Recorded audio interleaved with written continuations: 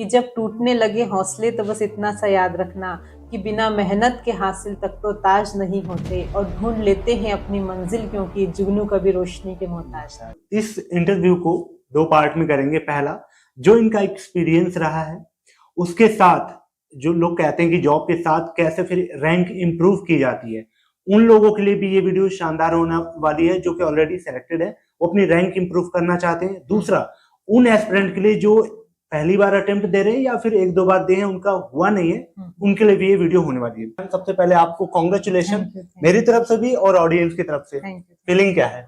बड़ा अच्छा लग रहा है।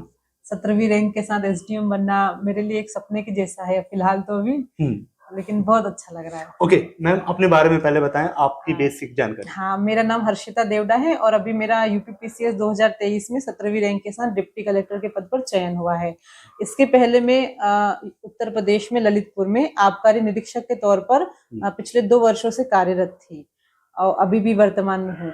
और मध्य प्रदेश पीएससी से मेरा नायब तहसीलदार में सिलेक्शन हुआ था। अच्छा, एमपीपीसीएस में भी हुआ था आपका? ओके, तो आपका मीडियम क्या रहा है? मेरा हिंदी मीडियम है। हिंदी मीडियम से। और आपका एजुकेशन बैकग्राउंड?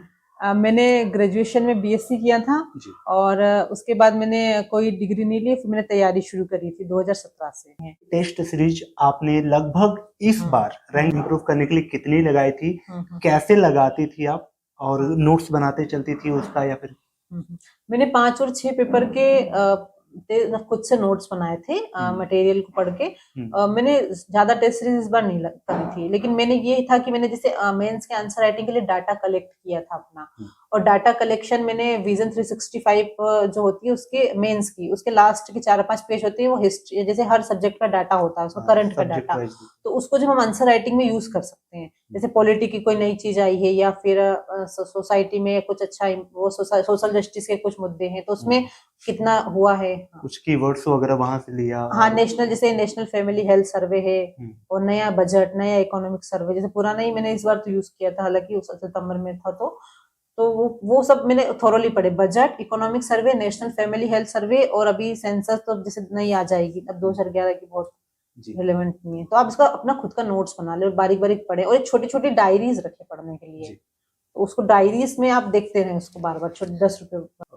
सबको पता है 1 से लेके 4 तक में क्या पढ़ना है, कैसे पढ़ना है, टॉपर की सब लोग देख रहे हैं। मैं आपसे ये क्वेश्चन पूछना चाहूंगा, कुछ लोग ऐसे होते हैं कि मुझे पॉलिटी पसंद है तो 4 किताबें पॉलिटी के लाके रख दिया और बाकी सब्जेक्ट को एक साइड। तो ये जो बैलेंस है, स्टडी बैलेंस, कितना मैंडेटरी है और आपके नजर में ये क्या है, कैसे प्रेजेंट? ये आजकल क्या होता है कि स्टूडेंट्स जो होते हैं बहुत सारा मटेरियल इकट्ठा करते हैं कि हम नोट्स भी पढ़ लूं, कोचिंग का किताब भी ले लूं, एनसीईआरटी भी ले लूं, न्यूज़पेपर का भी ले लूं, ये सब ले लूं, और अब पढ़ना वही एक सब्जेक्ट है तो ज्यादा ना पढ़े, एनसीईआरटी पढ़े और न्यूज़पेपर पढ़े और मैनेज हो जाएगा। बहुत कोचिंग की बहुत आवश्यकता नहीं है, मैंने तो लिया था लेकिन मुझे ऐसा नहीं लग रहा था, बेनिफिशियल नहीं रहा आपके लिए। बेनिफिशियल देखिए, मैं तो मेरा बैकग्राउंड इस स्तर का नहीं था, तो मुझे ऐसा लगता है कि अब लिया था तो वो बेनिफिशियल तो रही होगा बेसिकली तो, लेकिन अगर नहीं कर सकते हैं तो इसमें कोई समस्या नहीं है। आप कई बार बोल चुकी कि एक छोटा सा नोट्स बनाइए, छोटा सा नोट्स बनाइए। इस छोटे से नोट्स के सोर्स क्या हो सकते हैं, या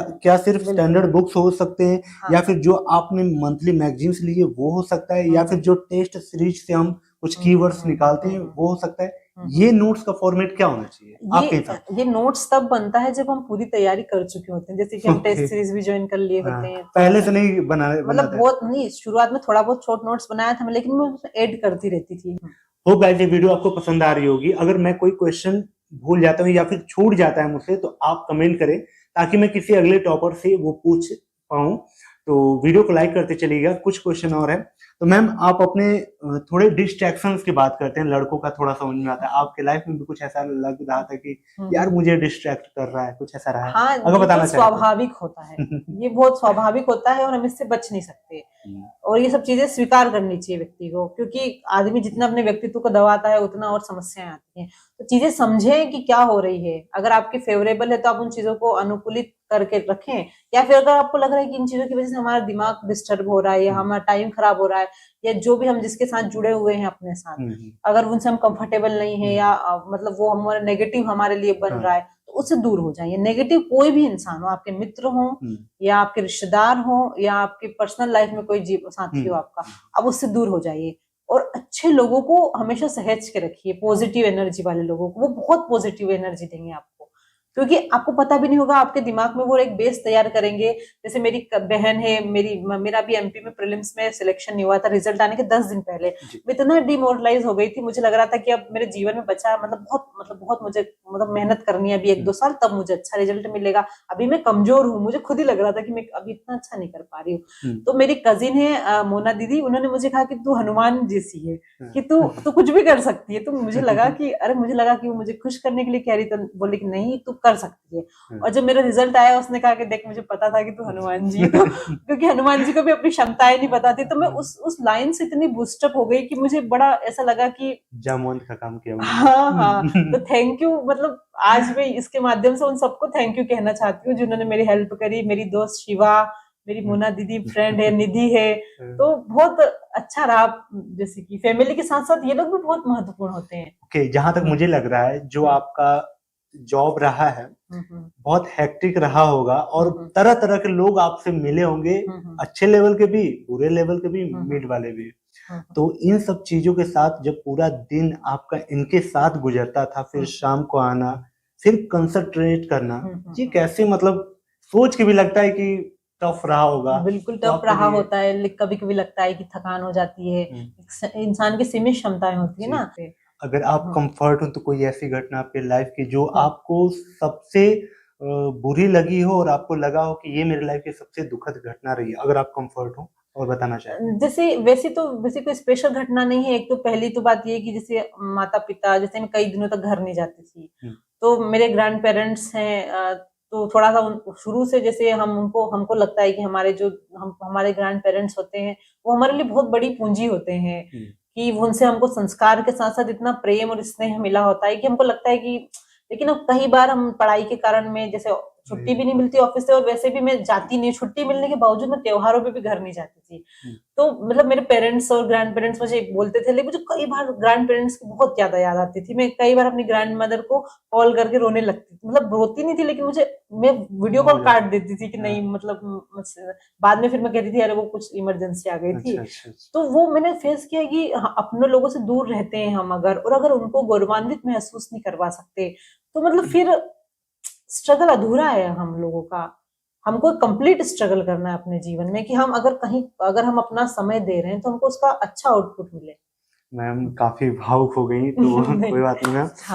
होप गाइस ये वीडियो आपको वैल्यूएबल लगी हो। कैसी लगी आप कमेंट करते चले, अगर कोई डाउट हो तो वो भी पूछ लें। लास्ट मैसेज मन की बात क्या है आपकी, पूरा मन की बात ये कि दशरथ मांझी की मूवी है माउंटेन मैन, उसमें वो कहता है जब तक तोड़ेंगे नहीं तब तक छोड़ेंगे नहीं। जब तक तोड़ेंगे नहीं तब तक छोड़ेंगे नहीं, अगर आपका ये दृढ़ निश्चय है और आप समर्पण है और अगर आप हार्ड वर्क करते हैं। देखिए डिस्ट्रैक्शन सबके जीवन में आते हैं, आप ये मत सोचिए कि मैं टॉपर हूँ या मेरा सिलेक्शन हो गया तो मैं फोन नहीं चलाती हूँ या मैं अपना एक्स्ट्रा टाइम बेवजह खर्च नहीं करती हूँ। मैं भी बहुत करती थी, लेकिन ये है कि आप लगातार काम करते रहिए, आप एक कछुए की चाल से चलिए। ये मैराथन दौड़ है पीएससी की तैयारी, 5 साल के बाद मुझे ये रिजल्ट मिला है। तो अगर आप अच्छा करेंगे तो मुझे लगता है कि लगातार थोड़ा थोड़ा पढ़िए, बहुत ज्यादा आपको नहीं पढ़ना है कि 15 घंटे पढ़ लिए, एक दिन पढ़ लिए और बीमार हो गए, ऐसा नहीं। 4-5 घंटे पढ़िए, बहुत ज्यादा नहीं पढ़ना है। बहुत खुश रहिए, मेडिटेशन करिए, ईश्वर में विश्वास रखिए, अच्छे दोस्त रखिए और वीडियोस देखते रहिए ऐसे टॉपर्स की, तो कि आपको पता चले कि कैसे हम अपना इम्प्रूवमेंट कर सकते हैं। और खुश रहिए, सबसे ज्यादा जरूरत है जीवन में खुश रहना, क्योंकि नौकरियां तो मिलती रहती है ठीक है, लेकिन हमारा एटीट्यूड जो होता है वो बहुत हमको जिताता है आगे। आप हमेशा खुश रहिए, तनाव कोई भी चीज हमारे जीवन से बढ़ के नहीं होता है, इसीलिए सबसे ज्यादा महत्वपूर्ण है हमारा जीवन, सेकेंडरी है कॉम्पिटिटिव एग्जाम। ठीक है ma'am, wish you all the best, और मैं उम्मीद करूंगा आपका जहां पोस्टिंग हो आप बेस्ट दें अपना। होप गाइस ये वीडियो आपको पसंद आई हो, कैसी लगी कमेंट करके बताएं। कोई अगर क्वेश्चन मुझसे छूट गया कमेंट करें ताकि मैं अगले टॉपर से पूछ पाऊं। कैसे लगी सारी चीजें आप बताते चले। ये जो क्वेश्चंस होते हैं ये आपके मन के होते हैं जो मैं टॉपर से पूछता हूँ। सो चलिए मिलते हैं किसी और ऐसे शानदार वीडियो में, और मैं उम्मीद करूंगा कि जो ये वीडियो देख रहा है अगला टॉपर आप हो और आपके साथ जल्दी इंटरव्यू करने का मुझे मौका मिले। तो तब तक के लिए thank you so much and bye bye.